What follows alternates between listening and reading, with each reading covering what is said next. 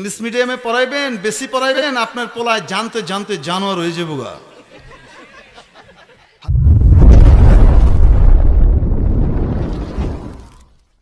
জি মোহাম্মদ সেলিম সাহেব বাংলাদেশ আওয়ামী লীগের একজন সংসদ সদস্য, নাম শুনেছেন তো? লালবাগের এমপি। উনি আজ থেকে প্রায় 4 বছর আগে, যতটুকু মনে পড়ে 2016-র দিকে, 16 বা 17-তে এক জায়গায় আমার মাহফিল ছিল, ওনার এলাকাতেই উনি আসলেন। এসে চেয়ারেও বসলেন না, ওনাকে চেয়ার দেয়া হলো কিন্তু উনি চেয়ারে বসলেন না, নিচে বসলেন। এবং এসে তাড়াহুড়াও দেখাইলেন না, আমার সময় নাই, এনে যাবো। বুঝতে পারছেন? একটু কথা কয়ে যাবো গা, এটাও করেন নাই। চুপচাপ বসেছিলেন 1.25 ঘন্টা। আমি বয়ান তো তার আগে থেকে করছি, আমার একটা বদ অভ্যাস আছে, শুরু করলে হুঁশ থাকে না যে কয় মিনিট গেল। একবার বয়ান শুরু করেছি আশুরার উপরে, পরের দিন আশুরা মহরম, আর আমাকে বয়ানের জন্য নিয়ে গেছে এমন এক জায়গাতে যারা এই তাজিয়া বের করে, একদম সেই জায়গাতে নিয়ে বসাইছে। আমার একটা অভ্যাস আছে, আমি কোনো সময় কারো সমালোচনা করার জন্য করি না। আমার মনে বড় ব্যথা থাকে যে এরা যে ভুল কাজটা করছে, এই ভুল কাজটা থেকে যেন তারা ফিরে আসে। এই জন্য বড় দরদের সাথে কথা বলার অভ্যাস, এটা আমার আকাবির শেখ সন্দীপী হজরত মাওলানা ইদ্রিস সাহেব রহমতুল্লাহ আলাইহির কাছ থেকে আমি দেখেছি এবং নেয়ার চেষ্টা করেছি, ওনার সোহবতের বরকত। তো মনের গভীর থেকে খুব ব্যথা নিয়ে আলোচনা শুরু করেছে। তো মানুষ তো সব বসে আছে, উঠাউঠি নাই। তো আমার ধারণা হয়েছে, বয়ান শুরু করেছি 8:15-টায়। কয়টায়? 8:15-টায় বয়ান শুরু হয়েছে। তো পুরো তারিখ ইতিহাস সহ আস্তে আস্তে এক পর্যায়ে হঠাৎ মনে হলো রাত মনে হয় বেশি হয়ে গেছে, 12টা মনে হয় হয়ে গেছে, তো বয়ান বন্ধ করে দিই তাড়াতাড়ি। তো আমি বললাম যে ভাই কয়টা বাজে? তো ঘড়ি দেখে বলছে 2:30 বাজে। কয় ঘন্টা হয়েছে হিসাব করেন, আমার খবরও নেই। বলছে আমার মনে হচ্ছে কথা এখনো শেষ হয় নাই, আরো দরকার, দিয়ে তাড়াতাড়ি শেষ করে দোয়া করে দিছি। তো এই অভ্যাস আমার আছে যে কোনো সময় ঠিক থাকে না যে কয়টা বেজে গেল। আর যারা আমার সামনে বসে এদেরও কেমন যেন মাথা নষ্ট হয়ে যায়, এদেরও মনে থাকে না সময় কটটুক গেল। এমনও আল্লাহ তাআলা ভালো কিছু মানুষ আমাকে মিলান যারা মন দিয়ে কথাগুলা শুনতে থাকে।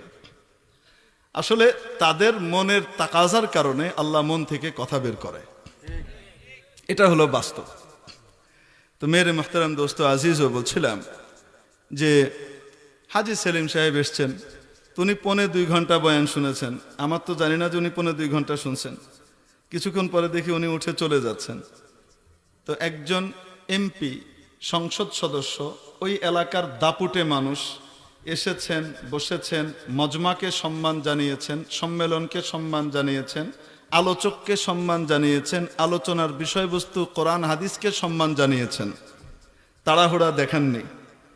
তো এরকম ব্যক্তিকে সম্মান করা, সম্মান দেয়া, এটাও ইসলামের শিক্ষা।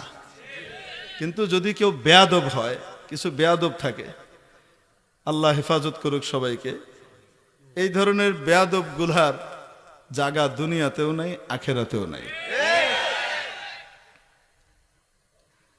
তো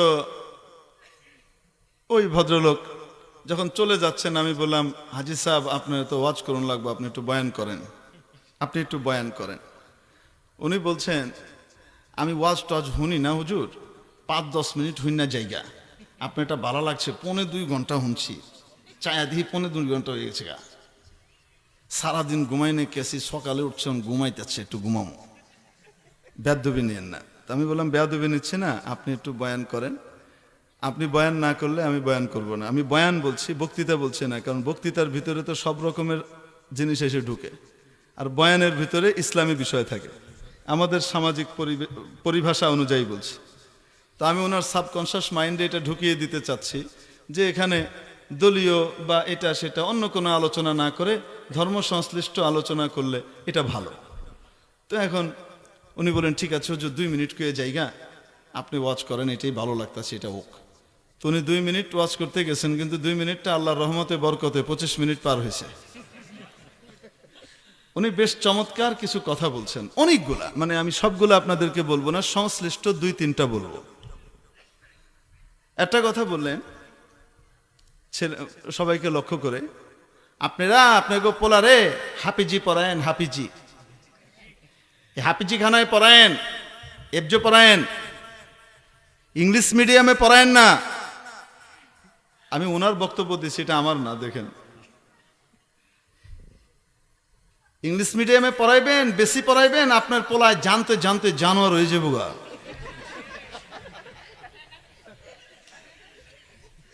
আপনিও চিনবো না, মায়েরও চিনবো না, বাপরেও চিনবো না, হালায় হয়ে যাবো গা। আপনি পোলারে হাফেজ বানাইবেন, হাফেজি পড়াইবেন, দুনিয়াতে বি খেদমত করবো দুনিয়া থেকে যখন আপনি যাইবেন গা, আপনার মরার পরেও কবরে গিয়ে দোয়া করব, আমল করে পাঠাইব। আপনার পোলারে হাফেজি বানায়েন, মানুষ বানায়েন। এক কথা বললেন। আরেক কথা বললেন, বাংলাদেশে অনেক আলেম আছে, আসলও আছে নকলও আছে। আসল আলেম চিহ্নে লইয়েন, নকলের পিছনে দৌড়ায়েন না। আসল আলেম হলো এই কওমি হুজুররা, এরা হলো আসল আলেম। কি বলতেছে? কওমি হুজুররা আসল আলেম। আপনারা ঠিক বললেও ঠিক, ঠিক না বললেও ঠিক। আমি কোনোটাই ভুল বলি না, আল্লাহর রহমতে এখনো পর্যন্ত ঠিকই কইছি। যেটা ভুল বলবো সেটা কেন বেঠিক কেন, অসুবিধা নেই। তো খতিব ওবায়দুল হক সাহেব রহমতুল্লাহ আলাইহির ব্যাপারে বলতেছে, কথা বলার ভঙ্গিটা এত বাজে ছিল, আমি তো একদম হাত কাঁচায় ফেলছি। বেয়াদব কোথাকার, এক্ষণ ধরে দিব না, এতক্ষণ তো আদব দেখছি, তো বেয়াদব দেখা যায়। বলতেছে ওই যে খতিব আছে না, খতিব ওবায়দুল হক, ওনারা দাওয়াত করছে এখানে আজিমপুরে এক মাহফিলে, আমারে বি দাওয়াত করছে। তো খতিব ওবায়দুল হক বলছে, কেউ তো কিছু বলে না, সব চুপ করে আছে। আরে চিনেন না, সব ইমাম গো ইমাম। তখন বুঝলাম যে এই বেচারা যে বলছে এটা অশ্রদ্ধার সাথে বলছে না, শ্রদ্ধার সাথেই বলছে, কিন্তু এই বেচারার কথা বলার ধাঁচে এটা। কয় সেরি তুই কান্দস কে? বাইরে কান্দি না, আমার চেহারাটা এমন। এক একজনের এক এক ধাঁচ থাকে। তো এইভাবে বললেন যে খতিব ওবায়দুল হকরে দাওয়াত করছে, আমারই বি দাওয়াত করছে। তা আমি হুজুরে বিটলামি করে কইলাম, বিটলামি বুঝেন কি?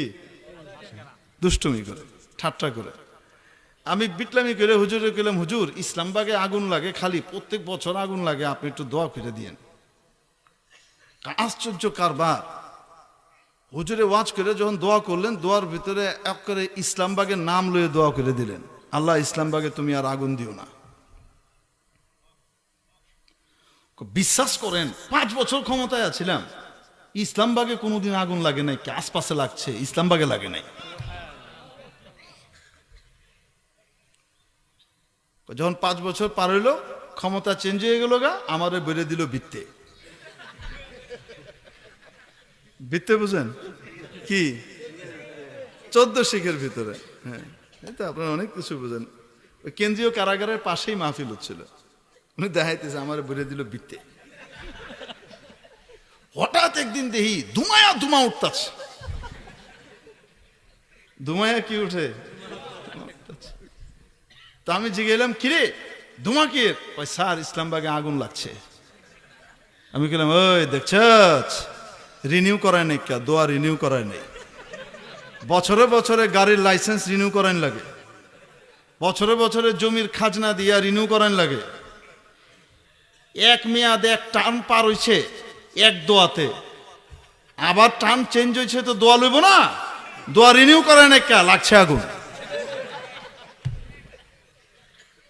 আপনারা হাসছেন, কিন্তু বড় জবরদস্ত কথা বলছে সেই কথার ভিতর দিয়ে, যে এরা হইল আসল আলেম।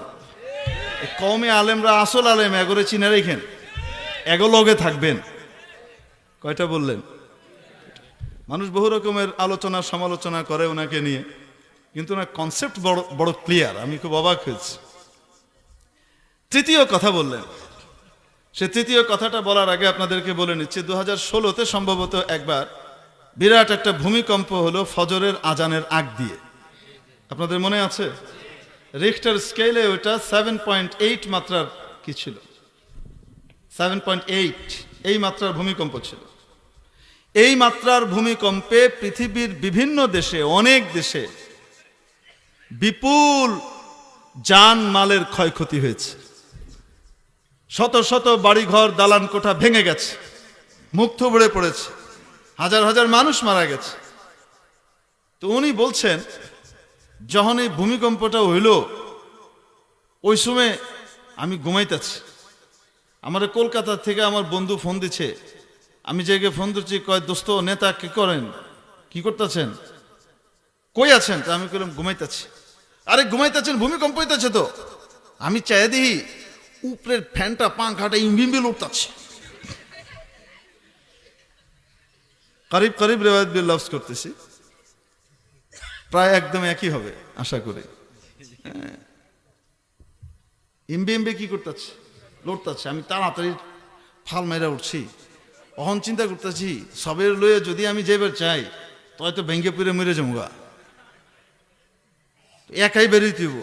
আবার বেরিয়ে গিয়ে চিন্তা করলাম যদি ভূমিকম্প থেমে যায় আর পোলাপান বেঁচে যায় তাহলে বাপ হালায় আমার হালায় হয়ে গেছে গা।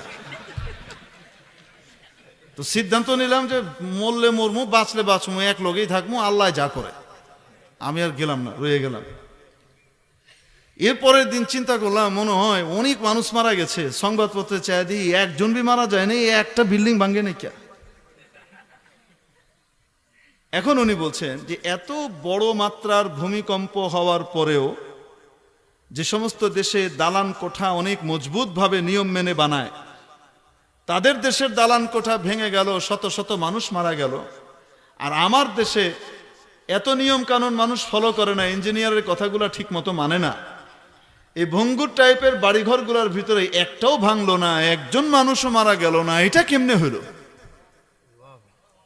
উনি বলেন আমি চিন্তা করতে করতে হঠাৎ আমার মাথায় আসলো যে এটার মূল কারণ অন্যটা। কারণ ভূমিকম্পটা এমন সময়ে হয়েছে যখন আমরা কেউ জায়গায় নাই, আমরা ঘুমাই আছি। আর ওই সময়টায় যখন ভূমিকম্পটা হয়েছে তখন ফজরের আজানের একটু আগে, তারও 1 ঘন্টা আগে উঠে আমাদের দেশের বিভিন্ন এলাকায়, বিভিন্ন অঞ্চলে, গ্রামগঞ্জে, গলিতে গলিতে ছোট ছোট হাফিজিখানাগুলায় হেফজখানার ছাত্ররা উঠা আল্লাহর কোরআন তেলাওয়াত করে। আল্লাহ তাআলা এই কোরআনওয়ালাদের বরকতে আমাদের গোটা দেশকে হেফাজত করছে। মেরে মুহতারাম দোস্ত, কোরআনের এই বাণীর সাথে ওনার এই ঘটনা মিলে কিনা? ওয়াজআলানি মুবারাকান আইনামা কুনত আতানিয়াল কিতাব ওয়াজআলানি নাবিয়্যা। আমাকে কিতাব দিয়েছেন, আমার কাছে কিতাব আছে, আসমানি ইলম আছে, আমার কাছে নবুয়ত আছে।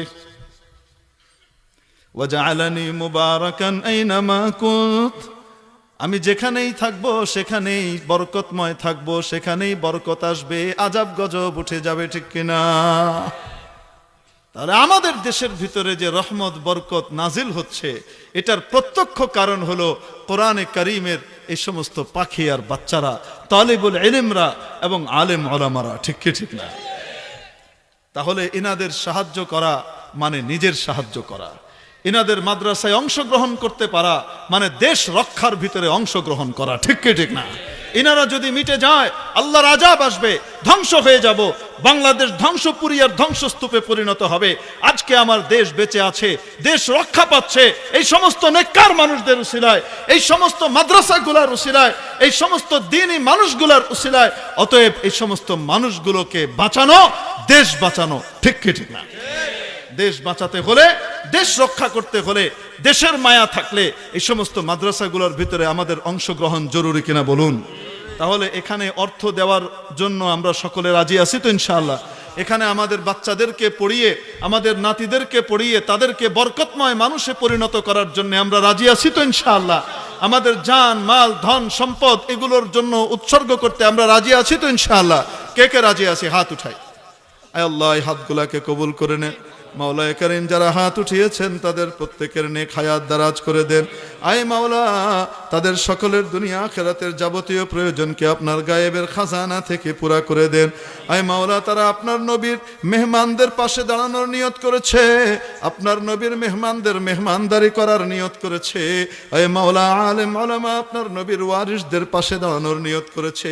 মাবুদ রে, তাদের প্রত্যেকের নিয়তকে আপনি কবুল মঞ্জুর করে নিন। আয় আল্লাহ, তাদের মা বাবার নেক হায়াত দারাজ করে দিন, দুনিয়া থেকে চলে গেলে কবরের মধ্যে জান্নাতের বাগান তৈরি করে দিন। আয় আল্লাহ, যে যে পরিমাণ নিয়ত করছে মাওলারে, দুনিয়াতেই তাদেরকে তার কমপক্ষে 100 গুণ বাড়িয়ে দিয়ে দিন। আল্লাহ আখিরাতে তো দেবেন, দুনিয়াতেও শত কোটি গুণ বাড়িয়ে তাদেরকে দিয়ে দিন। আয় আল্লাহ, এই হাতগুলাকে দয়া করে হাসরের ময়দানে আপনার হাবিবের হাতের সাথে মিলানোর তৌফিক দান করে দিয়েন। রাজি আছি তো ইনশাআল্লাহ?